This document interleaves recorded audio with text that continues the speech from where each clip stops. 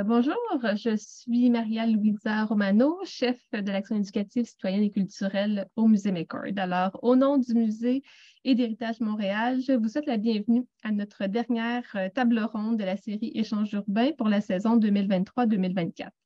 On se retrouve donc ce midi virtuellement autour du sujet des quartiers montréalais et des enjeux de leur revitalisation. La table ronde fait écho à l'exposition Hochelaga Montréal en mutation de la photographe Joanie Lafrenière, qui nous partage son regard unique sur ce quartier et surtout sur ses résidents. L'exposition est donc en cours au musée jusqu'au 10 septembre.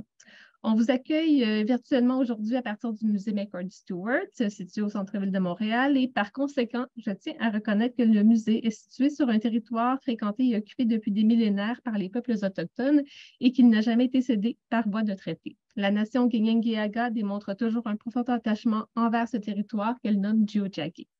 Reconnaissant les conséquences désastreuses du colonialisme pour les premiers peuples, le musée considère qu'il est de son devoir de contribuer à une meilleure connaissance des cultures autochtones et de soutenir le maintien de leur vitalité.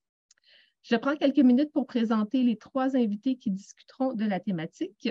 Donc, directrice du Centre d'écologie urbaine de Montréal depuis 2014, Véronique Fournier agit pour des villes durables, écologiques et démocratiques en misant sur la participation citoyenne aux enjeux et aux décisions urbaines. Conseillère de ville de 2009 à 2013 à Montréal, elle a notamment présidé le comité consultatif d'urbanisme du Sud-Ouest. Formée en organisation communautaire, titulaire d'une maîtrise en travail social, d'un diplôme en gestion publique, Véronique Fournier détient plus de 20 ans d'expérience en développement local, en économie sociale, ainsi qu'en politique urbaine et en citoyenneté active. Membre fondatrice de Piton Québec, elle plaide en faveur d'espaces publics de qualité et de villes à échelle humaine. Directrice de concertation La Chine, Myriam Grondin coordonne les actions de la table de développement social du territoire lachinois ainsi que le programme de revitalisation urbaine intégrée du quartier Saint-Pierre. Dans le cadre du bureau de projets partagés mis en place par la Ville de Montréal pour le redéveloppement de la friche industrielle de la Chine-Est, l'organisme a été responsable de la démarche de planification collaborative menée au sein de l'atelier La Chine-Est. Myriam Grondin a piloté la mise sur pied et la coordination de groupes de travail qui ont alimenté le programme particulier d'urbanisme de la Chine-Est. Elle continue donc de représenter l'organisme au sein des comités du bureau partagé et assure la participation du milieu dans ce projet de redéveloppement. Enfin, Emmanuelle Hébert, qu'on accueille également aujourd'hui, est l'actuelle directrice générale de Culture Montréal. Elle est politicologue de formation. Elle cumule plus de 30 ans d'expérience en affaires publiques ainsi que comme travailleuse, entrepreneur et gestionnaire culturel. Elle est impliquée au sein de Culture Montréal depuis 15 ans et elle était jusqu'à récemment coprésidente de la Commission Culture et Transition écologique. Elle est notamment cofondatrice et a été co-directrice générale de l'organisme MU qui transforme les milieux de vie montréalais en produisant des murales ancrées dans les communautés de nombreux quartiers montréalais. Elle a également été conseillère en planification des industries culturelles et créatives au service de la culture de la Ville de Montréal. Donc, j'invite maintenant Dinou Boumbarou à ouvrir sa caméra, à nous rejoindre. Donc, Dinou Boumbarou, directeur des politiques d'Héritage Montréal, va animer la discussion d'aujourd'hui. Alors, bonne discussion à tous et toutes. Merci Maria-Louisa, merci au Musée McCord, dont on salue Anne Escapas, la nouvelle présidente et chef de la direction, qui est parmi nous. On aura l'occasion de poursuivre la collaboration. C'est la fin de la 11e saison de ces échanges urbains et le thème qu'on a retenu conjointement avec le Musée McCord. Et je pense que c'est un thème qui intéresse beaucoup de gens, juste à voir le nombre de personnes qui sont inscrites et qui participent à cet échange, c'est celui des quartiers. Alors, si on va voir dans le dictionnaire, c'est un truc un peu commun, là, mais d'aller voir dans le dictionnaire qu'est-ce que c'est qu'un quartier, ben, c'est une partie d'un tout. Alors, ça va nous amener à réfléchir sur la ville, sur la place des espaces de familiarité, de proximité. Il y a beaucoup de mots un peu spécialisés là-dedans, mais je pense que notre échange va être certainement intéressant, surtout que l'été approche et que c'est l'occasion, en fin de semaine d'ailleurs, c'est les promenades de Jane qui sont un grand programme d'exploration citoyenne du territoire. On vous invite au-delà des aspects plus, comment dire, conceptuels des quartiers, simplement aller vous promener. Et moi, personnellement, je vous encourage à prendre une feuille de papier puis un crayon puis aller croquer votre quartier. C'est pas juste les pommes qui sont bonnes à croquer. Les quartiers montréalais sont excellents. Et ça, pas juste Montréal, la ville, mais la métropole, la région métropolitaine est pleine d'espaces de cette nature-là. Alors, pourquoi est-ce qu'on aborde cette question? Ben, c'est qu'on est dans une période de requalification, revitalisation. Il y a des transformations qui se font, il y a des enjeux qui apparaissent. Par exemple, toute la question sociale, le tissu social des quartiers est en cause avec les pressions immobilières. Est-ce que le paysage identitaire de ces endroits-là, comment est-ce qu'il est exposé à des préoccupations de type environnemental qui se traduisent par de la densification? Et est-ce que, comme densification, il y a juste le modèle Griffintown qui nous est disponible ou y a-t-il quelque chose d'un petit peu plus subtil et je dirais presque heureux? Alors, ce sont des considérations qu'on va explorer. Je vous rappelle aussi, j'ai fait une petite, par curiosité, puis c'est un sujet qui se prête beaucoup à la curiosité, le quartier, une petite recherche à la Commission de toponymie du Québec. Alors, il y a 22 toponymes qui traitent de quartiers, dont la rue du Quartier, qui est pas loin du quartier du Havre, ou à Sainte-Sophie, à côté de New Glasgow, Saint-Jérôme, Saint-Hippolyte.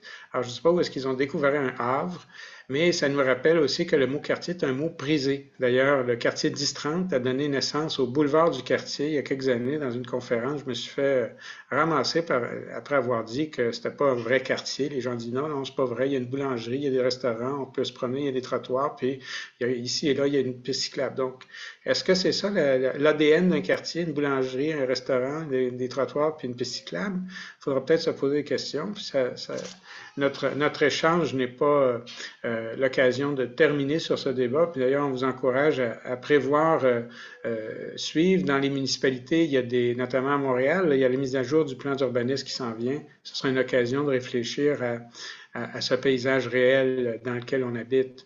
On se rappellera le plan de 1992 adopté par l'administration Jean Doré sous la capitainerie d'André Lavallée qui nous a quittés l'an dernier. C'était un plan qui était basé sur le principe d'une ville comme un lieu réel, habité et démocratique. Donc, ces dimensions-là qui aussi nous rapprochent de l'échelle de quartier. Alors, j'ai quelques petits mots que je voulais peut-être partager simplement pour les mettre en tête et après ça, on va surtout passer la parole à Véronique, puis à Myriam et à Emmanuel qui vont nous entretenir d'expériences plus concrètes. Alors, des duos, les limites du quartier. Où commence ou finit un quartier? La vie de quartier. Le nom, j'en ai parlé un peu. L'architecture du quartier, il ne faut pas oublier qu'on a affaire à des formes bâties, des aménagements. Rappelez-vous, le premier échange qu'on a eu en octobre dernier portait sur les banlieues modernes qui finalement ont mûri avec le temps et sont devenus des quartiers peut-être très différents au niveau physique des quartiers anciens montréalais ou de Longueuil, des Noyaux-Villageois. Le paysage, les arbres ont poussé, mais les ruelles, les parcours, quels sont les repères? De plus en plus, il y a des nouveaux repères. On parle de tiers-lieux, les bibliothèques, les équipements culturels, même, on en invente constamment. L'atmosphère, les sons. Il y a des quartiers qui sont silencieux, d'autres qui sont bruyants. Il y en a qui sentent le houblon, puis d'autres qui sentent, je sais pas moi, le chocolat, tiens. Et quels sont les besoins? Et je ramène un sujet que Mme Lambert a souvent exploré et mis de l'avant, c'est celui de l'authenticité. Alors, on a tendance à associer le mot quartier à des éléments qui sont un peu visuels, mais il y a d'autres facteurs d'authenticité. Alors, peut-être qu'à travers notre échange, on pourra faire du futur plan d'urbanisme de la Ville de Montréal et des autres outils. Là, il y a aussi le plan métropolitain qui s'en vient, qui ne peut pas faire abstraction de cette échelle du territoire réel qu'on habite. Aussi des outils de développement culturel et humain. Alors, sans plus tarder, je passe la parole à Véronique Fournier, qui va ouvrir la marche de Jane. Merci, Dino, de me passer ce relais. Parce qu'effectivement, je pense en tant que grand amoureux de Montréal, je crois bien que tu es un grand convaincu des bienfaits de la promenade, justement, pour élever le regard citoyen. Et c'est vraiment par cette lunette-là, moi, que je vais aborder la question des quartiers montréalais aujourd'hui. Et avec la deuxième, finalement, le chapeau des promenades de Jane, parce que depuis 15 ans, ce sera la 15e édition cette année, il s'est organisé près de 1000 promenades par et pour des citoyens à travers les différents quartiers montréalais. Donc, il y a là toute une mine, finalement, une source de récits sur les quartiers montréalais et comment les Montréalais parlent de leur quartier, de ce qui est symbolique, de ce qui est authentique, de l'expérience finalement des quartiers montréalais. Et de là, je pense qu'on en apprend beaucoup sur la parole et aussi l'observation justement qu'en font les citoyens sur leur ville. Et on pourrait même avoir les deux volets, de dire comment aussi les quartiers comme entité racontent Montréal et comment les citoyens finalement racontent leur quartier. Donc, ça fait partie finalement de ce sentiment d'habiter la ville et ses quartiers. Un petit pas en arrière, Jane Jacob, quand on parle des promenades de Jane, c'est en hommage à Jane Jacob, qui était une journaliste, auteure, activiste, dont les écrits plaidaient justement en faveur d'une démarche originale et communautaire pour comprendre, organiser, concevoir, construire les villes. Et elle plaçait finalement la marche au cœur des déplacements en ville. C'est une vision aussi de Jane Jacob qui valorise l'expérience citoyenne, l'histoire, la symbolique des lieux, de même que le réseautage communautaire. Et elle a bien sûr aussi écrit, mis sur papier sa pensée, notamment avec The Death and Life of Great American Cities, qui est un ouvrage en notre sens essentiel pour comprendre les villes, les dynamiques, la complexité des systèmes urbains et bien sûr les quartiers.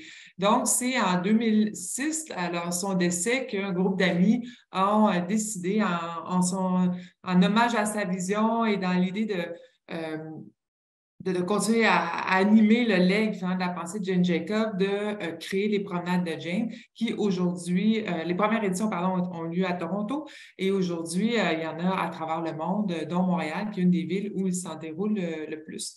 Le Centre d'écologie urbaine s'intéresse aux marches, aux promenades de Jane et à la pensée de Jane Jacob, puisque c'est au cœur de notre mission. Depuis plus de 25 ans maintenant, on agit pour des villes écologiques, démocratiques et en santé, en soutenant les communautés et les villes à agir ensemble pour des villes à échelle humaine. Donc, c'est dans cet esprit-là, finalement, de célébrer aussi la parole et l'action citoyenne dans la transformation des villes que les promenades de Jane se déroulent. Jane Jacob, qu'est-ce qu'elle nous dit sur les quartiers? Jane Jacob, on pense souvent des 10 principes. Je ne vais pas arrêter aux 10 aujourd'hui, mais je vais attirer votre attention sur quelques-uns des principes qui peuvent alimenter aussi notre réflexion sur les quartiers montréalais, qui font que ces quartiers sont des espaces à la fois humains, à la fois économiques. J'en partage donc 4.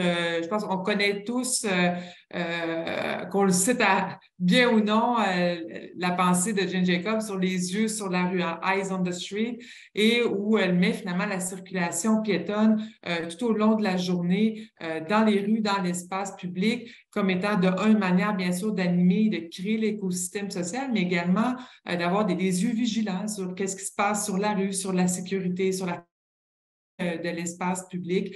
Donc, une appréhension de la ville à l'échelle du piéton et du regard humain. Un des autres principes de Jane Jacob qu'on voit bien aussi dans les quartiers montréalais, c'est que la forme suit toujours la fonction. C'est-à-dire que les modes, les technologies vont et viennent, mais ce qui va rester dans nos quartiers, c'est les manières dont les gens utilisent la ville. Et ça, on voit que ça se transforme, il y a des points de repère importants dans nos milieux de vie, et c'est ce qui crée du sens aussi dans nos quartiers sur comment on utilise, que ce soit les rues, les parcs, les espaces publics, les bâtiments, les ressources finalement de la ville. Pour créer cette dynamique aussi de quartier ou de ville, Jane Jacobs nous rappelle qu'il faut aussi des générateurs de diversité. Donc, la planification urbaine puis la conception de la ville diversifiée, sociale, pratique, économique, elle doit comprendre des usages mixtes. Donc, différents types, que ce soit travail, se loger, se divertir. Elle doit aussi utiliser le potentiel des bâtiments vieillissants dans des cycles aussi, si on peut dire, de redéveloppement des villes, en créer des espaces nouveaux qui peuvent émerger. Elle met aussi le doigt, et ça on le voit bien dans nos quartiers de Montréal, sur des petits blocs urbains, donc des réseaux de rues plus denses, qui signifient donc plus de possibilités, tant pour le commerce de détail que pour les activités économiques, que pour la capacité de créer des moments de rencontre, des liens de voisinage, des réseaux significatifs. Et la question de la densité aussi de ces quartiers. Donc, plus on a de gens dans des milieux, bien, plus on a une utilisation aussi efficiente de la ville et la capacité de créer du potentiel, du capital social. Et je fais un peu de pont avec ce que tu mentionnais, dis-nous. On est dans l'époque aussi des grands plans qui s'en viennent urbanistes. Jane Jacobs nous dit, bien, il faut faire aussi beaucoup de petits plans. La diversité d'un bon quartier ne peut être atteinte que lorsqu'on demande ou on permet à beaucoup de personnes différentes de poursuivre à la fois leurs petits plans individuels que des plans collectifs. Donc, ce qu'elle vient nous dire, Jane Jacobs, c'est que le quartier est la résultante à la fois des individus, mais d'une action collective également qui se déploie dans un quartier. J'ajouterais rapidement un cinquième point, c'est qu'elle nous dit aussi bien, que ces petits plans-là, il faut aussi des fonds et de soutenir, donc des fonds progressifs qui permettent de soutenir les petits plans, les nouveaux types aussi de pratiques urbaines et de manière continue, si on souhaite que ce capital social, finalement, de nos quartiers prenne forme. Donc, des éléments qui nous amènent peut-être à mettre la table pour une réflexion sur qu'est-ce qui anime nos quartiers. Puis, je me replonge pour conclure dans les éléments aussi qui ressortent des promenades de Jane après 15 ans de promenade.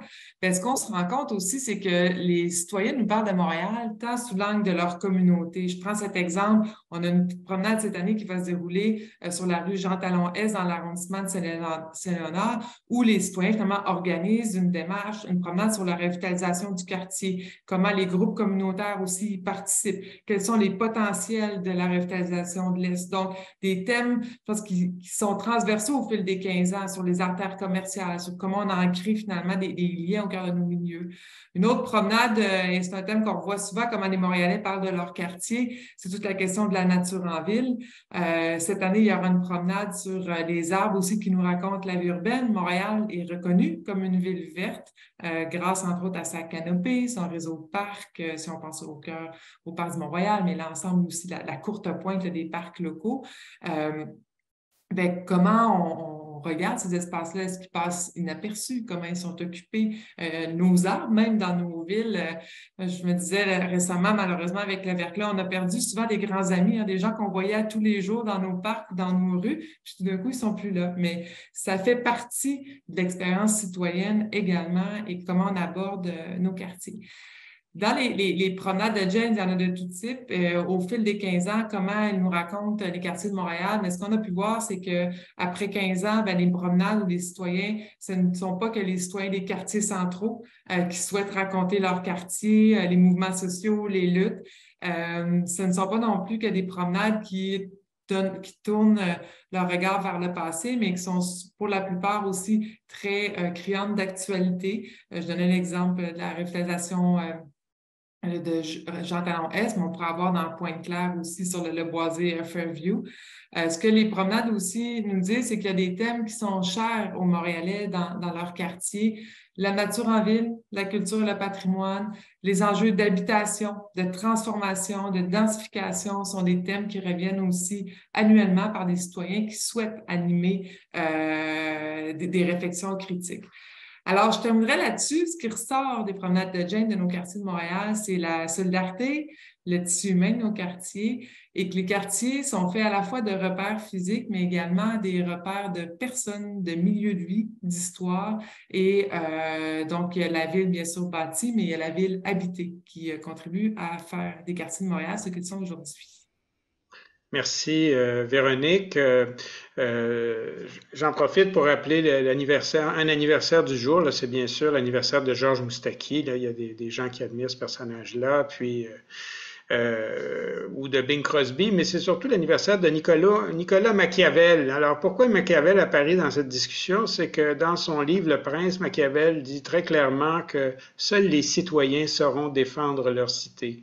Et c'est un principe qui traverse les siècles, qui est associé à la pensée d'un personnage comme Machiavel, mais dans le fond, qui se dégage beaucoup de ces initiatives que sont les promenades de Jane Eyre. Merci, on reviendra. J'en profite également pour mentionner que si vous avez des questions et des commentaires, n'hésitez pas à les écrire dans le Q&R du Zoom, le Q&R ou du Facebook.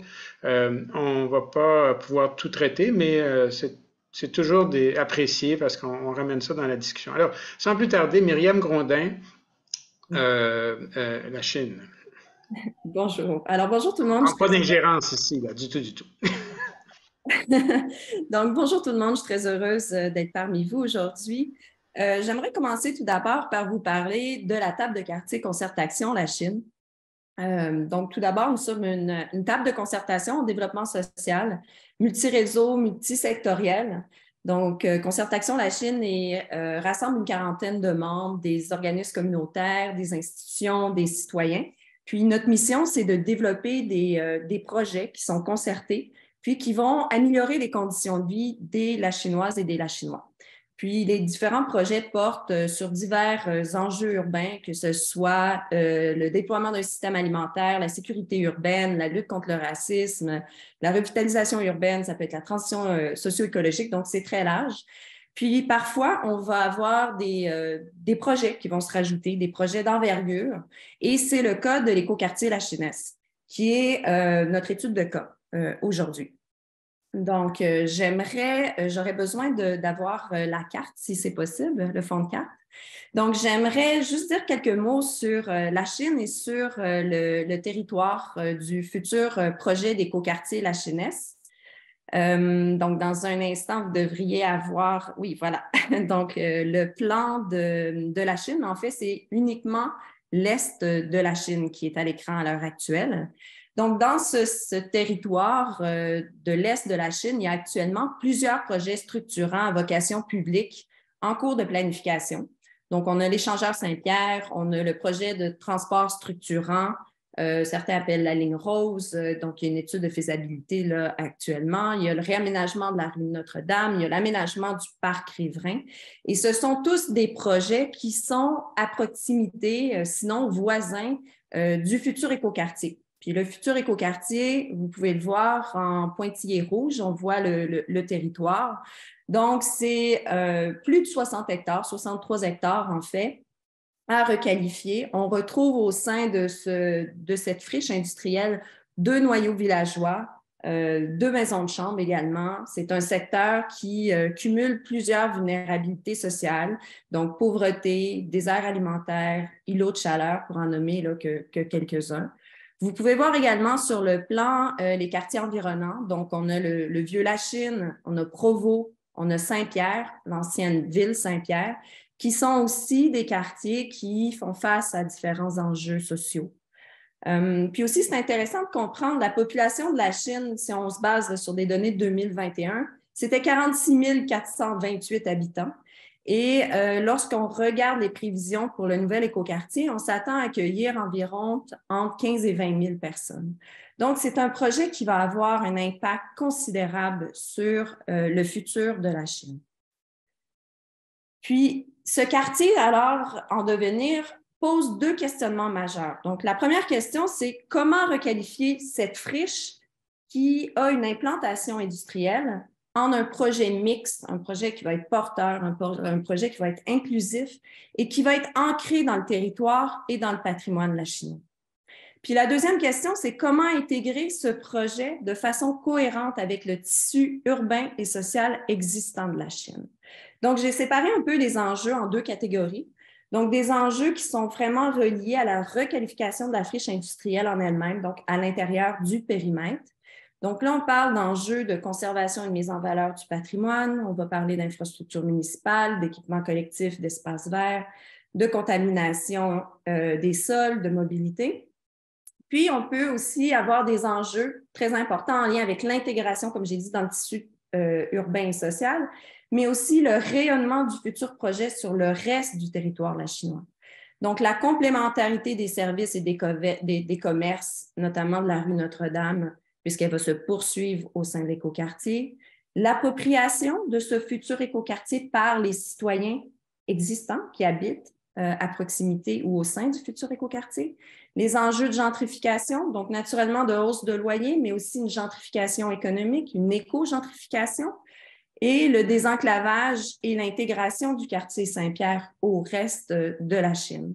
Donc, le projet est perçu par les membres de la table de quartier, puis par le milieu comme une occasion unique de répondre à ces enjeux du territoire. Maintenant, j'aimerais vous parler, en mars 2020, la Ville de Montréal a inauguré un bureau de projet partagé pour le futur écoquartier. Donc, c'est une structure de gouvernance qu'on dit tripartite, puisqu'elle rassemble à la fois des professionnels de la ville-centre, des professionnels de l'arrondissement et des représentants du milieu. Et en fait, c'est la table de quartier. Vous pouvez voir, en fait, cette structure de gouvernance à gauche de votre écran, là, en bas. Et si vous pouvez voir le bureau de projet, puis à gauche du bureau de projet, il y a une petite boîte jaune. Donc, elle ne fait pas partie du bureau de projet, mais elle est liée, si on veut, associée en étroite collaboration avec le bureau. Et ça, c'est l'atelier Lachinesse. Donc, l'atelier Lachinesse, c'est l'instance de concertation locale pour le développement de l'écoquartier. Et cette instance est coordonnée par la table de quartier. Puis, une des forces de cette structure, c'est d'avoir accès par la table à différents acteurs du milieu. Et toute cette structure a été mise sur pied en 2020, en fait, pour nourrir la vision de ce futur écoquartier et de pouvoir l'inscrire dans le programme particulier de Lachinesse. Puis là, si on regarde un petit peu plus les travaux de l'atelier Lachinesse, donc notre instance de concertation locale, celle-ci s'est inspirée en 2020 plus de la méthodologie des labs urbains, pour développer une démarche de concertation, donc un processus qui se veut inclusif, donc aller chercher le plus grand nombre de parties prenantes interpellées par le projet, un processus aussi qui se veut itératif et collaboratif. Donc, il y a eu 6 groupes de travail thématiques qui ont été mis sur pied, un groupe de travail sur l'innovation écologique, un autre sur le patrimoine, sur la mobilité, sur le logement, sur les équipements publics, sur le développement économique, sur la forme urbaine et les usages. Puis, la table a travaillé avec des experts régionaux pour planifier et pour animer les rencontres, notamment Héritage Montréal. Donc, les retombées, là, si on veut, de cette démarche depuis 2020. Donc, c'est l'implication d'une diversité d'acteurs.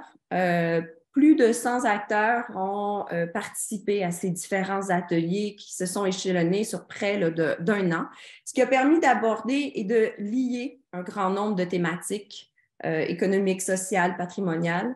Il y a eu l'émergence d'une vision commune pour l'écoquartier.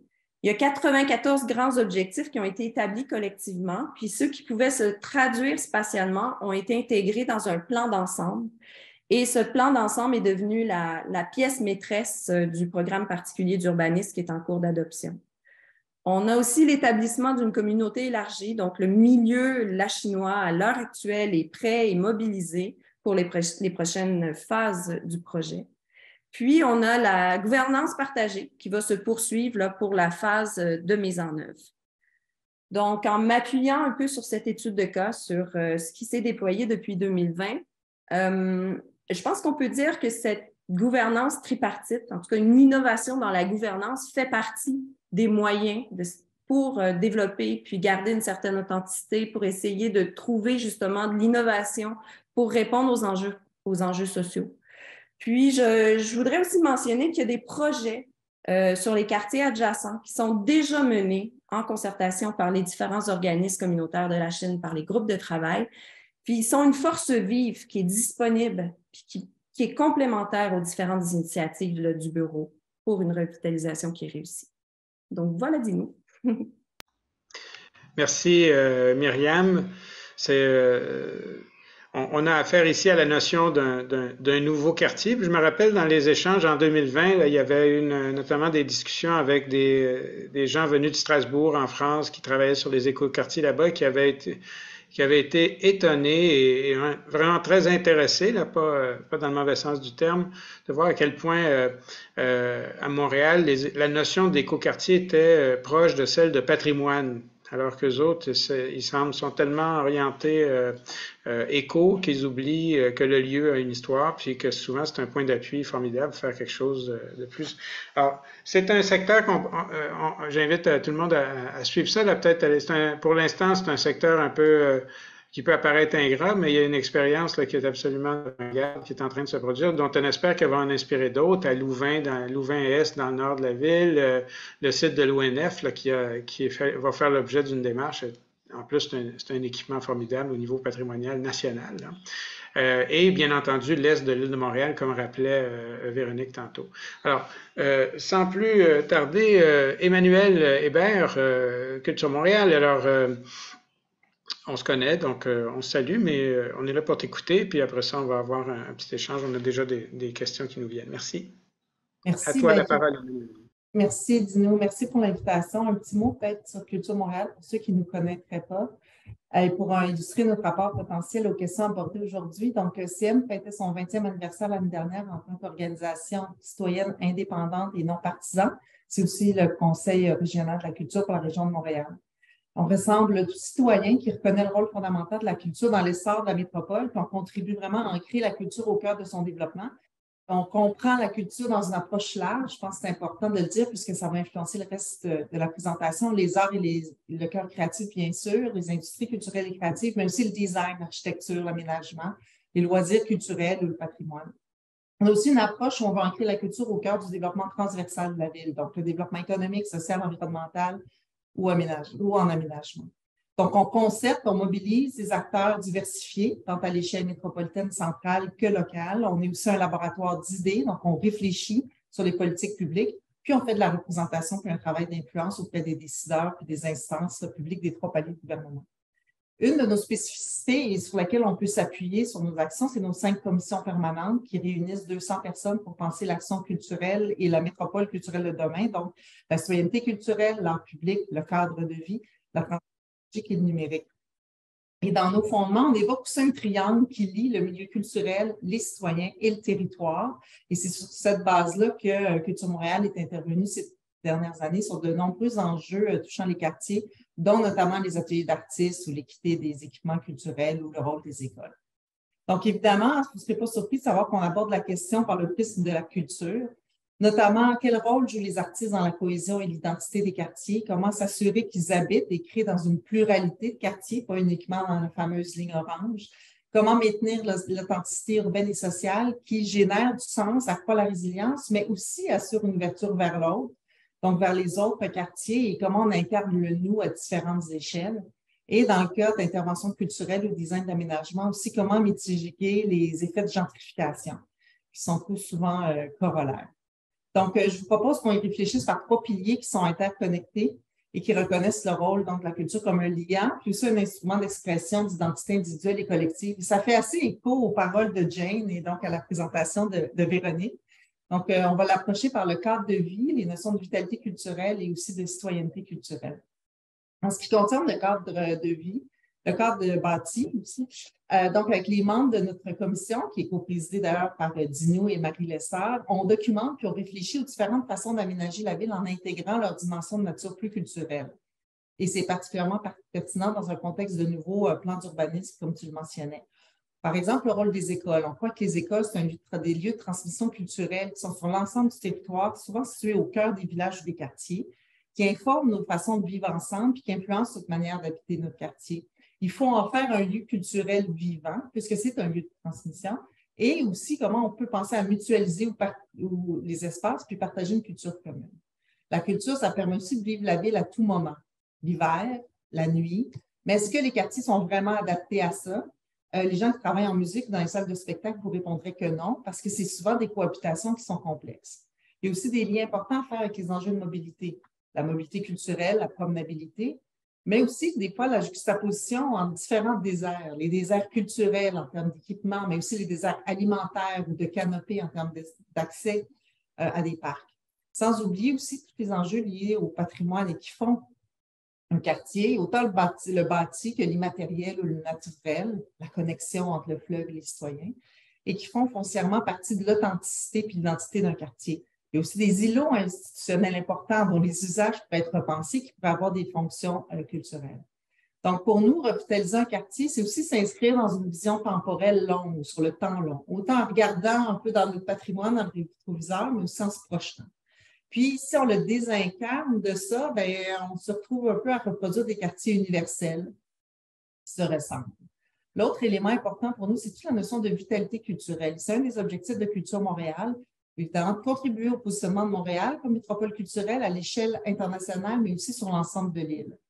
La notion de vitalité culturelle d'un territoire, ça permet de dépasser les limites géographiques parfois de ce qui est défini comme un quartier ou les discussions sans fin. Tu y faisais un peu référence tout à l'heure, Dino.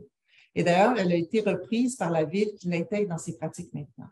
Culture Montréal a travaillé avec le TIES et CRISE, Juan Louis Klein notamment, sur cette approche et cette terminologie-là, qui a été appliquée dans différents arrondissements et qui permet d'identifier parfois et d'évaluer les conditions gagnantes pour assumer une certaine revitalisation en restant près de l'identité des lieux et de ses habitants, puis en reconnaissant aussi qu'il y a chaque quartier une dynamique qui lui est propre. Donc, même quand on parle de revitalisation des quartiers, il faut la respecter puis l'écouter. Il y a une grille qui a été développée. Puis si ça vous intéresse, vous pouvez aller voir sur notre site web. Là, je vais passer rapidement, mais ça rappelle également cette grille-là que la culture, elle n'est pas que décorative à la fin, mais elle peut et elle va être intégrée aussi dans les outils de planification. Donc, parmi les 5 indicateurs principaux là, qui ont été identifiés, on pense aux actifs, les équipements culturels intérieurs ou les espaces publics, qu'ils soient privés ou surtout municipaux quand on sort des services des arrondissements centraux, et aussi qui vivent une pression immobilière importante et qui peut avoir un impact en termes de déplacement des activités culturelles ou même de fermeture de lieux. La question du leadership aussi, est-ce que c'est la revitalisation d'un quartier, est-ce que c'est porté par différents acteurs? Je parlais des dynamiques locales, mais dans un cas de vitalité culturelle, parfois, c'est des groupes communautaires qui portent ces enjeux-là. D'autres fois, c'est des sociétés de développement culturel, des OBNL, des artistes ou même l'arrondissement. On parle aussi de la question de la gouvernance. Est-ce qu'on est dans une approche de prise de décision ouverte, un peu comme Myriam le montrait pour la Chine, ou dans une approche un petit peu plus politique, top-down? Il y a aussi tous les éléments de ressources. Qui habite le territoire? Qui y vit? Qui y travaille? Qui y crée? Et dans notre cas, c'est une question culturelle, la présence des artistes, mais ça pourrait être élargi. Et ce qui est un petit peu plus complexe, c'est toute la question d'identité. On croit que la culture contribue à l'identité et on fait ici référence souvent à la fierté, au sentiment d'appartenance, à des icônes architecturales ou patrimoniales. Rapidement, quelques indicateurs. Par exemple, dans l'arrondissement Saint-Laurent, il y a toute une démarche entreprise pour créer un nouveau quartier culturel autour de la terre commerciale des Caries, qui rallie autour de ce projet-là l'organisme Caries Saint-Laurent, intégration des nouveaux arrivants, Artenso, qui fait de la recherche en médiation culturelle, le Musée des métiers d'art du Québec, la Société de développement culturel, le Cégep Saint-Laurent et l'arrondissement. On est là dans une dynamique super intéressante qui vise à la fois à redynamiser une artère commerciale, mais surtout à créer une cohésion et améliorer un milieu de vie. On peut penser aussi à ce qui s'est fait à Verdun puis à Wellington, qui a créé une synergie avec le cadre de vie, le fleuve, la plage, l'artère commerciale, la place des arts. Ça a donné lieu à toutes sortes de slogans de Verdun Love et autres jeux de mots autour de la Well. Il y a le cinéma Beaubien aussi qui joue un rôle dans Rosemont Petite Patrie, mais aussi à une échelle un petit peu plus loin, Station Vue dans Pointe-aux-Trembles, qui est un petit cinéma local qui s'inscrit dans un projet de revitalisation aussi du vieux Pointe-aux-Trembles. Et d'ailleurs, je voudrais quand même souligner qu'il y a une étude qui a été faite en 2019 du partenariat du quartier des spectacles avec la Ville et Tourisme Montréal qui démontrait que peu importe la forme d'art ou le lieu, pour chaque dollar dépensé dans l'achat d'un billet, il y a $1 dépensé dans les commerces locaux. C'est quand même intéressant et à ne pas oublier. Mais je crois que, en tout cas pour nous, la particularité, l'apport vraiment distinctif de la culture, c'est autour de la notion de citoyenneté culturelle. L'inclusion des citoyens dans la qualité de vie, de leur milieu de vie et dans l'action et le champ culturel. Dans l'approche de la citoyenneté culturelle, on pense ici au droit de chaque personne d'avoir accès et de participer à la culture. On est dans une approche d'inclusion. La citoyenneté culturelle, elle peut prendre plusieurs formes. Elle peut être organisée ou spontanée, institutionnelle dans des lieux dédiés ou marginale dans des friches, des ruelles. c'est aussi la façon, en fond, donc, comme citoyens, on redéfinit notre rapport à notre communauté à partir d'une expérience culturelle. On peut se reconnecter, s'engager par rapport à ce qui nous entoure et au bâti. Moi, j'ai produit plusieurs murales dans une ancienne vie et j'ai vu plusieurs fois des citoyens qui tout d'un coup redécouvraient un parc, se mettaient à faire le ménage dans leur cour, rencontrer un voisin. Donc, penser la citoyenneté culturelle, c'est s'assurer d'intégrer l'humain, le lien entre nous qui donne un sens aussi, au-delà et en tout respect envers les architectes et les urbanistes, de règlements d'urbanisme ou de plans d'aménagement en 2D. Notre commission sur la citoyenneté culturelle s'inscrit dans cette vision-là, donc vraiment le pouvoir de la culture comme un vecteur de mieux-être et surtout pour créer une identité commune puis une culture partagée à l'échelle des quartiers, ce qui accroît aussi la résilience dans un contexte de changement climatique important. Puis donc, rapidement, en conclusion, pour nous, on pense comme un levier, ça permet de s'élever, je disais, au-dessus d'une lecture peut-être un petit peu plus administrative de la ville, d'aller au cœur de l'ADN, parce qu'en fait, on dépasse les frontières géographiques arbitraires, puis on suit plutôt les battements de cœur de territoires multiples. Une ville, c'est poreux, c'est des mouvements inter-arrondissements, c'est une mobilité parfois instinctive, voire irrationnelle d'un côté d'efficacité. On veut passer devant l'œuvre d'art qui nous amène une bouffée d'air frais, qui initie une relation différente à l'environnement bâti, à la densité, à une conversation profonde.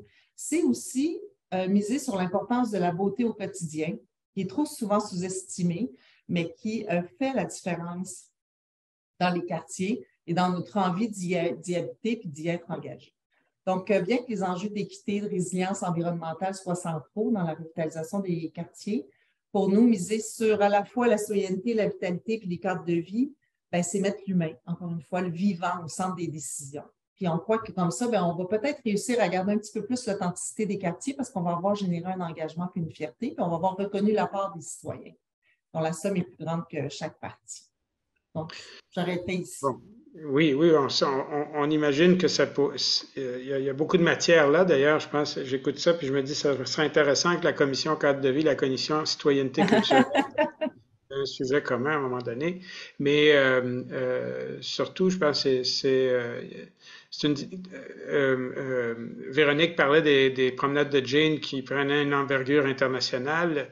La réflexion sur les quartiers est aussi en train de jouer. On a vu au milieu de Tokyo, qui est quand même une mégapole pas mal plus conséquente que Montréal, des citoyens se regrouper, une personnalité. On parle d'identité, c'est un mot un peu délicat, mais quand on pense personnalité des quartiers, là, c'est pas juste une question de branding vaguement commercial, mais il y a une personnalité sincère qui appartient à certains endroits, qui tient pas juste au software, mais également à l'architecture. Alors peut-être avec Myriam et Véronique, je vous invite à ouvrir vos écrans pour qu'on sache que vous soyez parmi nous, pas juste en train de, comme j'aurais peut-être pensé, de finir votre dessert, là, mais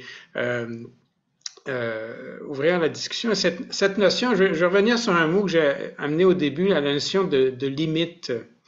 Et dans le temps à la fin du siècle dernier, puisqu'on est comme ça, on est au 21e. Donc, dans les années 90, sous l'administration du maire Pierre Bourque, il y a eu une série d'actions qui ont été prises sur la notion de quartier comme étant des territoires sociologiquement cohérents. Et c'était presque une définition qui était utilisée. Alors, Emmanuel, tu nous parles de quartier avec peut-être une porosité, les limites sont peut-être plus différentes. Véronique, c'est autour des gens Myriam, il y a tout un processus d'organisation.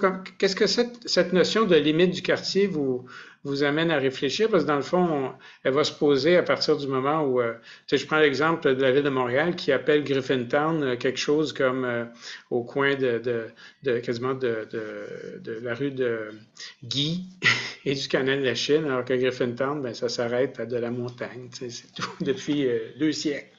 Alors, cette notion de limite, puis c'est pas parce qu'on sait que les écrivains, notamment, il y a les textes, les citoyens réinventent ces frontières-là, ce ne sont pas des frontières administratives uniquement. Véronique, qu'est-ce que la question des limites, qu'est-ce que ça te dit à toi? Bien, je pense que je renchéris sur le dernier élément, c'est que les citoyens aussi l'interprètent selon leur expérience singulière et sensible aussi de leur quartier, de qu'est-ce qui est la limite d'un quartier. Puis, je reviens à des éléments que Jane Jacob nous amène sur les villes, c'est d'emblée, ce sont c'est une complexité organisée. Donc, ce sont une multitude d'écosystèmes qui vont se rencontrer, qui vont être interreliés les uns des autres, qu'on parle culturel, économique, social, en plus d'un environnement bâti. Donc, la notion de quartier va différer, si on peut dire, sur la base d'un intérêt, des besoins, des habitudes et de comment les citoyens le font. Bien sûr, elle doit quand même s'inscrire dans je dirais certaines limites qui ont et souvent, ces limites-là sont pas souvent définies même par les citoyens. On parle souvent de fractures urbaines, hein, de grandes autoroutes, de chemins de fer, de limites très naturelles aussi. Hein, une falaise, ça limite souvent les déplacements des quartiers. Donc, il y a aussi cette interaction-là, finalement, de l'écosystème humain avec l'environnement du quartier. Et c'est là qu'il y a peut-être ces interfaces, des points un peu plus flous dans qu'est-ce qu'est la limite du quartier. Mais je pense qu'on aura toujours, comme être humain, la volonté d'essayer de cadrer, de nommer ces éléments-là de notre environnement. Mais l'expérience singulière fait que ces frontières-là sont beaucoup plus floues et surtout dans un contexte actuel, ben, les gens s'identifient à leur quartier, mais vont s'identifier à Montréal et voire même à d'autres quartiers, des gens qui sont nés dans des quartiers dans d'autres pays et qui maintenant retissent leur vie dans des quartiers ici. Ben, là aussi, cette porosité-là, finalement, dans le sens d'un quartier, peut exister à travers l'expérience des citoyens. Est-ce que ça pourrait nous inviter à ajouter dans un plan d'urbanisme qui est quand même un outil assez formel, voire avec une portée légale, des notions comme la géographie culturelle de la ville, puis les parcours, les mémoires, là, dans les commentaires des personnes qui assistent, on voit des gens qui ont du vécu à la Chine. Bon, ben, tu sais, qu'est-ce qu'on fait avec ça? Est-ce que c'est juste quelque chose qu'on transfère à Mémoire des Montréalais et Mémoire montréalaise et puis qui s'occupe avec ça? Ou bien c'est un outil comme l'urbanisme peut... Myriam, par exemple, dans votre démarche, vous avez des réflexions sur le patrimoine, mais il y a une mémoire, je me rappelle, d'ailleurs, dans l'échange urbain, des échanges urbains qu'on a eus sur la transition écologique et sur ce sujet-là, il est ressorti le cas de la Chine avec la mémoire écologique des lieux. Dans certains des commentaires qui étaient faits. Est-ce que c'est quelque chose que vous avez... comment est-ce que ça ressort dans votre processus? Parce que c'est quand même un processus qui est très riche là, à ce niveau-là. La mémoire écologique, je vais être honnête avec toi, dis-nous, ça a peut-être été nommé, mais moi, en tout cas, c'est pas ce qui est revenu, en tout cas, de mon côté le plus souvent. Il y a eu énormément, ben moi, premièrement, la limite, les limites, je les trouve théoriques, là. Souvent, elles sont imposées. Et dans le cas de la démarche, ben, c'était problématique d'une certaine façon. Je comprends que dans le cadre d'un outil légal, de programme particulier d'urbanisme, qui va avoir des changements réglementaires, qui a besoin d'avoir une certaine limite, mais lorsqu'on est dans la réflexion, lorsqu'on est dans l'intégration, dans l'ajout d'un nouveau quartier dans un tissu urbain, la limite, en fait, tout le monde amenait des réflexions sur ce qui allait arriver à l'extérieur du futur quartier. Donc, quel allait être comment est-ce qu'on allait rejoindre Saint-Pierre? Comment le nouveau projet allait pouvoir justement régler différents enjeux, allait pouvoir désenclaver Saint-Pierre? Donc, c'est beaucoup ça. Quel allait être l'impact sur le Vieux-Lachine, sur la population actuelle? Comment est-ce qu'on allait tisser les liens entre le bord de l'eau puis le reste? Justement, on parle d'écologie. Donc, est-ce qu'on peut créer une ceinture verte ou un lien vert qui va traverser la Chine depuis le bord de l'eau? Donc, on sortait toujours de la limite qui était au départ imposée. Et c'était quand même, c'était super intéressant, c'était super riche, mais ça amenait des défis dans la discussion avec les différents acteurs parce que souvent on essayait, tu sais, où on voulait recadrer la discussion sur ce qui était le territoire du futur écoquartier, alors que ce qui intéressait beaucoup le milieu communautaire, c'était l'existant actuel. Donc, c'est intéressant. Oui, vas-y. J'allais dire, c'est intéressant parce que c'est toute cette notion, en fait, tu as raison, c'est les limites des quartiers, c'est finalement à partir du moment de délimiter des frontières. Ben, là, tout d'un coup, c'est vivant finalement des quartiers. Puis, c'est un challenge pour la gouvernance, peu importe là, que ce soit la Ville de Montréal ou d'autres villes, parce qu'on peut comprendre, puis bon, pour y avoir été, qu'à un moment donné, il faut délimiter. Mais souvent, les citoyens vont se définir en fonction d'une réalité qui est autre qu'une réalité administrative. Puis même, là, je crois que si on veut vraiment développer les quartiers, il faut même repenser la façon dont on gouverne une ville. C'est-à-dire que moi, j'habite dans Petite-Patrie, mais juste pendant des années, j'allais à Patrouille-Prévost, qui est dans Villeray, parce que je n'avais pas de bibliothèque à côté. Donc, cette notion de gestion des espaces,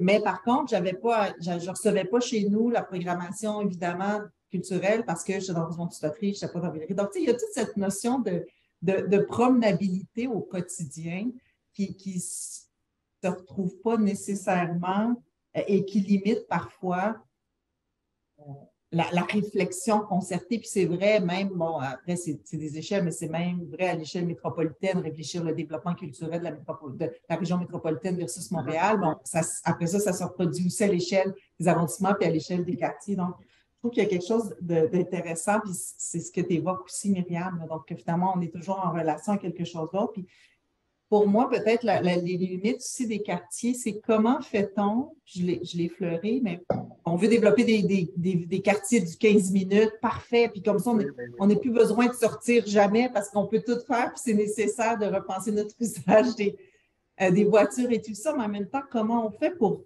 garder cette identité montréalaise-là? Et tu faisais référence, Véronique, mais on s'identifie à notre quartier, on l'habite, on le vit. Puis en même temps, comment on fait pour rester dans l'ouverture à l'autre aussi? Oui, parce que les quartiers des 15 minutes, ça pourrait être aussi des cloîtres. Hein? Ben, exactement. On s'encabane dans notre petite gated community de 15 minutes et puis on a tout ce qu'on a besoin. Est-ce que c'est ça le quartier du Temple? Qui est maintenant connecté au REM éventuellement, donc il y aura la vertu avec lui. Non? Pardon, Emmanuel, je t'interromps. Non, c'est moi qui t'interromps, mais en fait, ce qui est intéressant aussi avec ces gated communities, c'est peut-être que ce qui va faire en sorte qu'on ne restera pas dans un gated community, c'est justement l'authenticité de chaque quartier. Parce que c'est ça qui va faire qu'on va avoir envie d'aller à la découverte. Parce que si on retrouve la même boulangerie, pour reprendre l'exemple que tu donnais en début, la même boulangerie, la piste cyclable et tout ça, bien, si c'est pareil, pourquoi je me déplacerais? Alors que c'est vraiment d'ancrer dans l'authenticité des lieux, c'est cet ancrage-là qui va faire qu'on va être toujours dans la découverte et l'ouverture, je pense en tout cas. Non, je suis d'accord, moi aussi, mais c'est tout un défi de justement trouver, comme la Chinesse, il y a toutes je veux dire, berceau de l'industrialisation, donc ça devrait se ressentir dans l'aménagement, dans le projet. C'est pas de faire des copier-coller partout, mais c'est de donner justement une essence, créer un lieu qui est unique, que tu as le goût de visiter. Puis c'est là tout le défi, je trouve, dans les nouveaux quartiers, dans les développements. Je prends une petite question comme ça qui revient, enfin, ce n'est pas nécessairement la question elle-même, mais le territoire, mettons montréalais, puis c'est pas juste Montréal 872 ou même 514, parce que ça s'étend à la région métropolitaine, tu sais, Laval, Longueuil, même la Rive-Nord, tout ça. L'échelle des paroisses, qui a quand même créé un modèle qui s'est reproduit avec même la Cité Jardin à Rosemont a un équipement, un noyau institutionnel de type cœur de village ou cœur de paroisse. Et c'est pas juste pour les communautés catholiques, là, parce que on peut prendre ça comme une métaphore. Je ne sais pas si vous voyez des réminiscences de ça. Toi, Véronique, quand dans les est-ce que c'est quelque chose, parce que dans le fond, il y a des équipements. Si on parle de l'église du Rosaire, là, sur Saint-Hubert, il y a un pôle sportif qui est attaché à ça. Il y a une école. Finalement, on n'est pas juste dans le religieux, là. Je pense qu'il y a des arrondissements de Montréal qui ont des initiatives intéressantes en ce sens-là, puis où finalement, je prends l'exemple de Rosemont, Petite-Patrie, où on a eu l'occasion, sous Centre d'écologie, de travailler avec eux sur cette base-là, qui est une approche par milieu de vie. Donc, un découpage du territoire en plus petits secteurs ou sous-secteurs que, par exemple, le district électoral ou même certains quartiers. Et ce découpage-là, bien, c'est fait à la fois sur des bases géographiques, identitaires, culturelles, etc., de mobilité, de déplacement. Donc, on a une intervention, une planification du territoire qui est vraiment à l'échelle d'un milieu de vie. Et quand on parle d'un milieu de vie, grosso modo, là, on est sur, si on avait justement à le dessiner de manière carrée, 500 mètres par 500 mètres, 1 kilomètre, donc plus grand que l'échelle de la ruelle, mais plus petit que l'échelle du quartier et auquel finalement on additionne aussi des couches tant d'analyse sociodémographique, économique, cadre bâti pour bien aussi avoir une granularité finalement dans l'analyse à la fois des besoins mais aussi des aspirations des citoyens et dans ce contexte-là, par exemple, l'arrondissement a déployé tout un programme de soutien au milieu de vie, donc de projets aussi par la communauté. Donc, c'est un exemple. Il y a d'autres arrondissements aussi qui réfléchissent à une échelle qui peut se retrouver là, qui peut s'apparenter. C'est là peut-être la réminiscence à l'échelle de la paroisse parce qu'on n'est pas dans l'échelle du quartier, mais plus que de la ruelle. Et on crée finalement une forme de communauté ou un capital social autour d'un espace qui est significatif puis que le citoyen est capable d'expérimenter aussi. Donc, il va être amené à s'y déplacer, à y transiger, à avoir des relations aussi dans cet espace-là, de manière naturelle, si on peut dire. Naturelle et humaine. Je reprends merci. D'autres observations là-dessus? J'ai une question qui ressort du public sur un peu est-ce qu'on pourrait parler du galvaudage du mot quartier, enfin son utilisation à tout vent. Il y a combien de projets immobiliers qui s'appellent quartier de ceci, quartier de cela? Est-ce qu'on a des observations à faire là-dessus? Enfin, on se rappelle dans les années 70, là, je pense que Jean-Claude Marsan avait fait un article célèbre sur la question où on utilisait le mot place pour décrire toutes sortes de choses qui ne sont pas des places. Place Versailles, par exemple. Est-ce que vous vivez quelque chose de ce côté-là? Vous observez? Comment est-ce qu'à la Chine, vous allez être prudente sur cette question? Ben, c'est sûr que le terme écoquartier est à la mode, là, est grandement utilisé.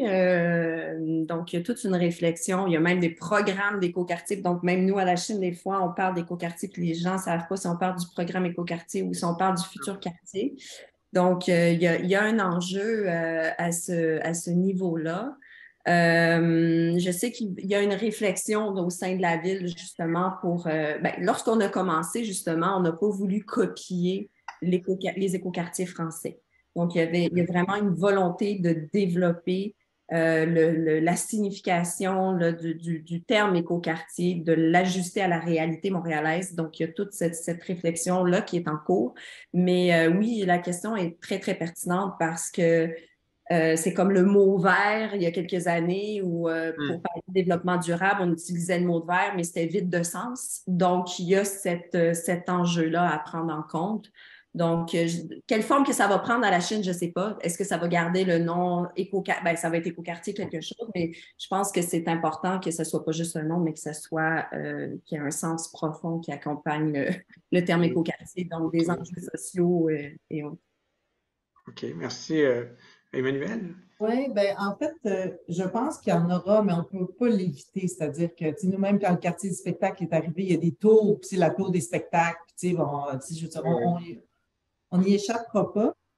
Mais pour nous, la notion de vitalité culturelle sur un territoire, ça permet aussi, à quelque part, de sortir justement de ces discussions-là de est-ce un quartier, est-ce pas un quartier, c'est quoi, quelles sont les limites? Parce que finalement, en fonction de chaque territoire, ça peut être un quartier, un pôle, une ruelle, une paroisse.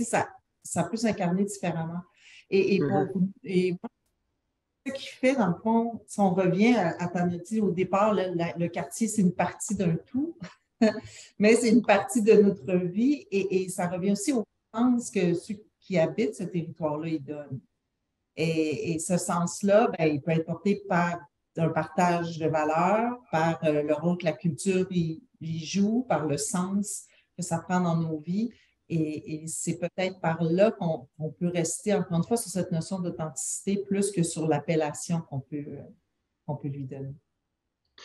Oui, c'est sûr que ce serait intéressant de voir dans les sommaires décisionnels de l'autorisation des projets ou les notes à l'OCPA, à l'Office de consultation publique, un commentaire sur le nom de certains projets immobiliers. Ça pourrait être amusant. On pourrait faire un grand jeu de cadavres exquis sur ça. Véronique?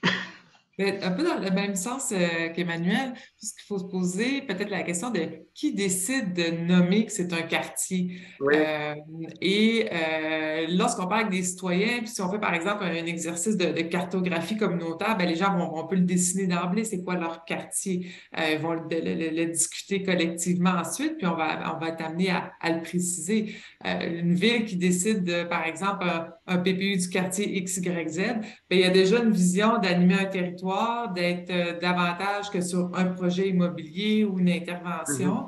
Dans certains cas, on va avoir des promoteurs ou d'autres intérêts qui vont dire, ben, on nomme un quartier, ben, d'où il vient ce nom-là, c'est quoi l'intérêt? Donc, je pense qu'il faut dire d'où vient qui dénomme, dans le fond, donne l'étiquette de quartier, comment elle est définie. Puis, moi, je fais un peu écho dans le clavardage. On dit, ben, les quartiers du Canal, ça vient d'une mobilisation des commerçants, de la Société de développement communautaire, etc. C'est une volonté aussi de se reconnaître dans un territoire commun. Moi, je suis bien à l'aise avec l'étiquette de quartier, mais je pense qu'il faut surtout se poser la question qui la nomme, comment on la définit, puis comment elle vit par la suite, plus que le mot en tant que tel. Et aussi, Oui, peut-être vas-y.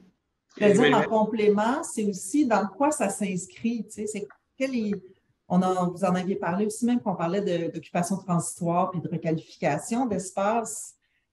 Comment ça s'inscrit dans le patrimoine, pas juste bâti, mais matériel, immatériel, naturel, de paysage? Si Myriam, tu as raison, comment on peut honorer le passé industriel? Dans le cas de la Chine, on crée un quartier, puis en même temps, faire que c'est agréable d'y vivre. Tu sais. Donc, pas rester figé là-dedans, mais ça aussi, ça à mon sens, donne une authenticité à un quartier. Oui, ben, si les gens s'identifient et sont fiers, je pense qu'à ce moment-là, ils risquent d'avoir un sentiment, tu sais, de vie de quartier. Là. Est-ce qu'on pourrait presque imaginer un indicateur, là, mettons qu'on est obsédé par ça. Le nombre de... je pense qu'en France, il y avait un décompte des balles de l'humanité. À l'occasion du 14 juillet, l'Humanité, qui était le journal du Parti communiste, organisait des balles populaires. Hein, donc, les gens se rassemblaient, puis on pouvait voir, c'est un indice d'une certaine vitalité, même s'il y a quelqu'un qui travaille derrière ça, là, pour que ça se fasse. Et chez nous, c'est peut-être comment que ça s'appelle, les fêtes de la Saint-Jean, là, où les gens s'organisent, se regroupent et ferment des choses. C'est plus tranquille le 1er juillet, je dirais, dans certains coins, mais il y a certains coins où l'habitude de fermer la rue pour le 24 juin, ça remonte aux années 70, puis ça continue de se faire malgré les changements. Donc, il y a une espèce de continuité dans l'habitude qui s'est prise. On a dans certains des commentaires qui viennent nous rappeler que quand on parle de revitalisation, et on voit là les images, on met des parcs, on améliore l'art public, tu sais, et après ça, ben, les commerces changent, la trame commerciale n'est plus aussi populaire qu'elle était, un peu plus. Et là, c'est le mot gentrification qui apparaît. Alors, est-ce que moi, j'ai ma petite idée là-dessus, mais qu'est-ce que vous auriez comme idée, sans imaginer qu'un problème, un enjeu aussi complexe que ça se règle en claquant des doigts avec une seule solution. Mais des pistes autour de ça, parce qu'éventuellement, on voudra requalifier les choses, et il y a tout l'enjeu de financement. Là, un des points de Jane Jacobs, c'est qu'il y a des fonds pour les petits plans, ça prend aussi des fonds pour les grands plans, puis ça prend également des fonds pour entretenir après ça les grands et les petits plans réalisés, tu sais. Et ça, on n'est pas terrible. Mais comment est-ce qu'on... la question de la gentrification qui est un vrai enjeu, là, alors qu'on a une pénurie de logements, on construit de l'urbanisme de statistiques souvent par rapport à... Est-ce que vous avez des points de vue, des observations là-dessus, Véronique? Je pense qu'on revient à des questions fondamentales sur la question de l'habitation et l'accessibilité et de la diversité des offres en habitation. Puis on le voit dans les quartiers, puis bon, je pense que tout le monde est bien, on ne fera pas l'actualité actuelle sur la crise du logement, mais pour moi, c'est une des conditions clés.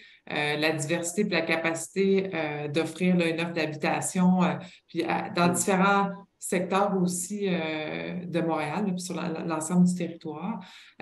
Puis également, je pense qu'il faut aussi être capable, dans un point de vue peut-être un peu plus large, sur la question de l'équité, par exemple, à l'accès aux espaces verts, de s'assurer aussi que dans nos différents quartiers, on a des espaces verts. Puis c'est pas si facile que ça non plus. Il y a des quartiers qui sont entièrement bâtis pratiquement et il n'y a plus ou pas de terrain disponible. Donc, il faut aussi des fois penser l'espace vert, pas juste comme un parc animé, programmé. Ça peut se déployer autrement, des espaces verts. Ils peuvent avoir différentes fonctions. C'est pas tout le temps une fonction de socialisation, de loisirs. Ça va être une fonction qui peut être de la biodiversité ou autre, d'effet de l'eau de chaleur.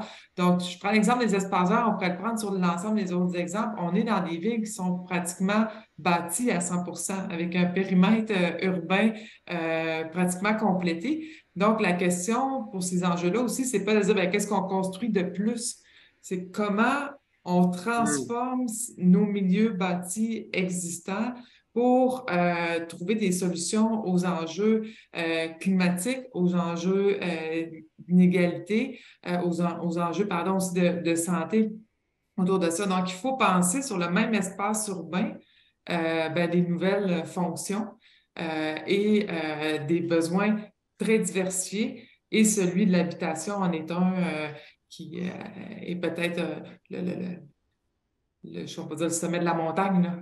Si on va avoir des quartiers habités, il faut être capable d'y demeurer.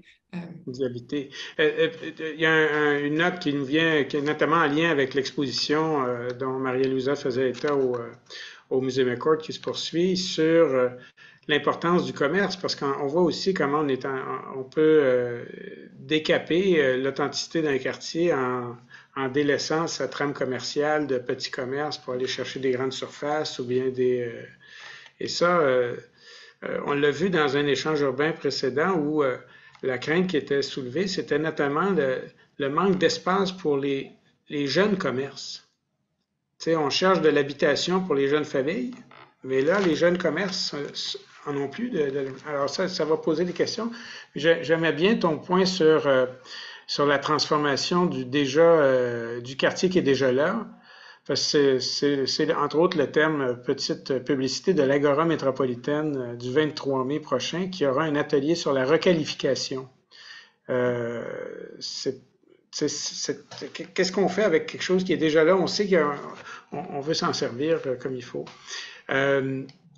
Myriam, à la Chine, tu parlais des enjeux sociaux qui étaient très présents. Est-ce que vous avez des stratégies foncières qui sont ressorties dans vos discussions? Parce qu'on se dit une des façons peut-être on a vu avec Milton Park, c'est pas le seul, dans Pointe-Saint-Charles, dans Hochelaga-Maisonneuve, où il y a eu beaucoup de coopératives qui ont été formées et ça a aidé un peu à stabiliser. C'est pas des formules parfaites parce que sur le long terme, la fiscalité foncière les rattrape malheureusement.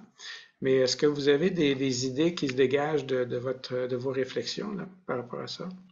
En fait, on n'a vraiment pas fini nos réflexions. Oui. Dis-nous, en fait, on est en train de travailler, on veut relancer les travaux de l'atelier La Chinesse, puis c'est tout sur la question de la gentrification. Puis la gentrification, en fait, il y a le Conseil d'Europe en 2021 qui a sorti une étude très intéressante là, sur la gentrification. Donc, on s'est appuyé là-dessus pour justement développer un peu une vision là, pour les prochains ateliers. Et on a naturellement un volet qui est habitation et tous les outils naturellement en font partie je pense qu'il faut aller au-delà là, du règlement de métropole mixte là, pour trouver des solutions. Donc, il y a toute cette question habitation, mais tu parlais aussi tout à l'heure du développement économique des commerces. Donc, il y a toute la question aussi de la gentrification économique. Donc, à l'heure actuelle, on a une offre commerciale, des services qui répond aux besoins de la population actuelle. Donc, comment à la fois garder ces services et développer une autre offre? Comment garder les deux pour les prochaines années avec le développement de l'écoquartier, l'arrivée d'une nouvelle population? Il y avait aussi toute la question de gentrification écologique. Donc, c'est un écoquartier, veut pas le côté, on veut innover, on veut de la géothermie, on veut une boucle énergétique. Oui, mais comment implanter ça sans que ça ait un impact sur la hausse, le coût du loyer. Puis Oui. toute la question des espaces publics aussi. Donc, comment créer des espaces publics qui sont inclusifs, qui à la fois répondent aux besoins de la population actuelle et celle à venir. Donc, ça, c'est nos grandes thématiques là, qui vont être... en fait, on va créer des ateliers, des groupes de travail pour arriver avec justement des idées plus concrètes, des outils, puis des études de cas. On sent qu'il va y avoir plusieurs promenades de Jane à la Chine. Il y en a une samedi matin. Inscrivez-vous, comme ils disent dans Astérix. 9h30. Peut-être en complément aussi, Oui. je pense qu'il faut repenser les outils qu'on utilise. Par exemple, les fiducies d'utilité sociale peuvent être aussi des façons de limiter peut-être la hausse des coûts des loyers et l'absence de contrôle des baux commerciaux sur les affaires commerciales. Comment on peut sortir de certains bâtiments de la pression immobilière. C'est la même chose aussi pour le milieu culturel puis les ateliers d'artistes. Puis la Ville a aussi des règlements. Donc, on a des règlements qu'on peut modifier, qu'on peut utiliser pour limiter, dans le fond, un peu les dégâts. Ça a été fait dans le cas des ateliers d'artistes, notamment sur le plateau Mont-Royal, pour que quand il y a des nouveaux joueurs qui arrivent, des plus grosses corporations qui s'installent dans des bâtiments partagés, donc dans une approche de mixité, ce qui est ce qu'on veut, on peut quand même sortir certains espaces pour les protéger puis pas les soumettre à la même logique, notamment par rapport aux taxes foncières. Des outils, des bonnes pratiques, il faut aussi s'en inspirer. Et dans le cas des outils d'utilité sociale, que les gouvernements, les institutions permettent ces tests-là. Parce que c'est de l'innovation, donc il faut avoir une certaine souplesse pour nous permettre de les déployer et de les tester.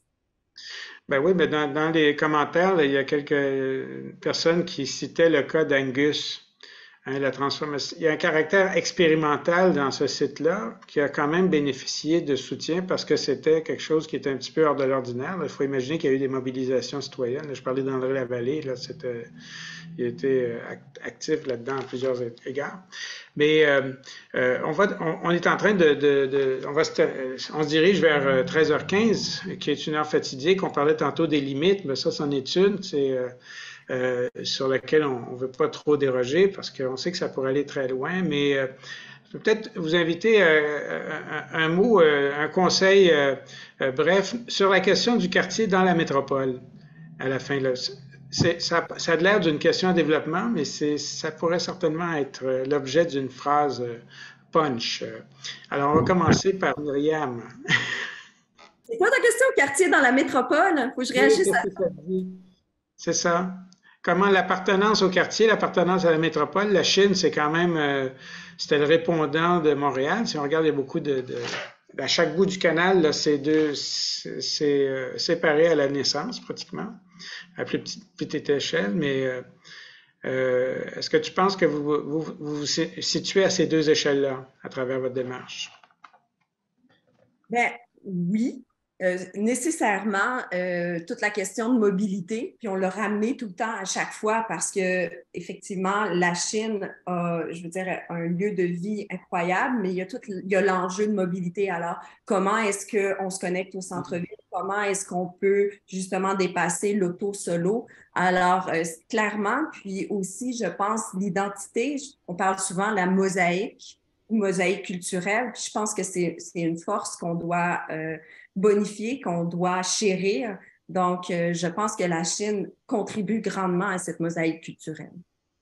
Oui, c'est vrai qu'on n'a pas trop parlé de la dimension des communautés culturelles dans notre notion de quartier, mais c'est un peu inhérent. Emmanuel? Bien, écoute, moi, la question des quartiers dans la métropole, pour moi, puis je ramène ça à la culture, mais à quelque part, la culture, ça permet ça parce que je disais au début, c'est un instrument d'expression à la fois à l'échelle individuelle et collective. Et donc, ça permet de ramener de la fierté, un sentiment d'appartenance autour de valeurs partagées. Et je pense qu'il faut toujours le jouer aux deux échelles et rester dans la curiosité, dans l'ouverture. Puis d'ailleurs, la formidable exposition de Joanie Lafrenière, il faut quand même en parler parce que je pense que c'est un des déclencheurs de cette notion de quartier qui est au Musée McCord. Et qui part d'un sentiment quasi amoureux d'une artiste pour ses pairs, ses voisins, puis dans le fond, la reconnaissance de pratiques culturelles multiples qui sont à la fois ancrées dans un quartier donné, puis un imaginaire partagé, mais qui aussi nous émeut par l'espèce de résonance qu'il y a avec une réalité qui est montréalaise par ailleurs. Bon, je me promets d'aller voir cette exposition. Voilà. Véronique, merci Emmanuel. Elle est essentielle de rattacher avec Quartier Métropole. On parlait tout à l'heure du quartier 15 minutes. Il est possible s'il est finalement peu connecté, comme si on avait tout des neurones là, entre des différents pôles de mobilité, entre les quartiers. C'est pas vrai, malheureusement, ou heureusement. Ou je dirais qu'on peut répondre à tous nos besoins dans un quartier de 15 minutes, c'est parce qu'on a ces ponts-là. Puis, ça, on ramène un des principes de Jane Jacobs aussi, c'est que les villes, ce sont des vecteurs, des créateurs économiques, à la fois à l'échelle locale, nationale, provinciale et internationale. Les économies urbaines, les villes sont au départ pratiquement des formes économiques. Donc, cette notion-là de l'économie urbaine va à la fois au local, mais elle ne peut pas être déconnectée de la métropole ni de d'autres échelles. Et ça va pour, si on pense à la mobilité, la culture. Et donc, ce cycle-là, pour moi, il est essentiel. Finalement, du pas de la porte qu'on fait en sortant de chez soi au quartier, à l'environnement dans lequel on gravite et comment, finalement, cet environnement-là va venir influencer même notre pas de la porte. C'est un cycle aussi dans les quartiers. Bon, ben, merci bien. Je note d'ailleurs, ça pourrait être un sujet d'un prochain échange, là, quel sera l'impact du télétravail sur la notion de quartier? Ce sera comme disait Fanfreluche, mais ça, c'est une autre histoire.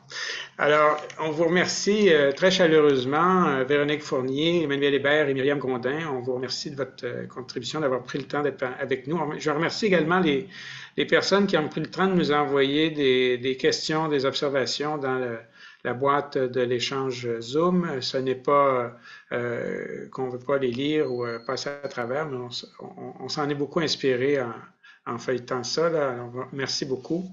Et moi, je vous invite, à part de vous inscrire aux promenades de Jane et de suivre ce qui se passe à la Chine et de suivre les rencontres, les travaux de Culture Montréal sur la citoyenneté culturelle, je vous invite également à aller à l'Agora métropolitaine, bien entendu, les architectures, tout ça. Il y a plein de choses qui se passent. Donc, promenez-vous, puis encore mieux avec un crayon à la main et un bout de papier. Pas juste prendre des notes. Et un bel endroit pour aller s'installer puis réfléchir au quartier, ce sont des lieux comme la bibliothèque Marc Favreau, des lieux qui émanent de concours d'architecture, qui font partie des produits de processus comme Myriam en décrit. Éventuellement, c'est planter un pommier, puis les pommes arrivent un petit peu plus tard, mais des fois, elles sont pas juste succulentes, elles sont fabuleuses. Alors, on vous remercie infiniment. Je remercie le musée McCord-Stewart et toute l'équipe. On va se saluer, puis rester attentif, parce qu'il est très possible qu'après une 11e saison, ben, il y en a une 12e, vous savez, c'est un beau chiffre, ça fait, on va comme ça passer à travers les signes du zodiaque, les mois de l'année, tout ça, et on peut prononcer dodécaèdre correctement. Alors, merci bien et bonne continuation.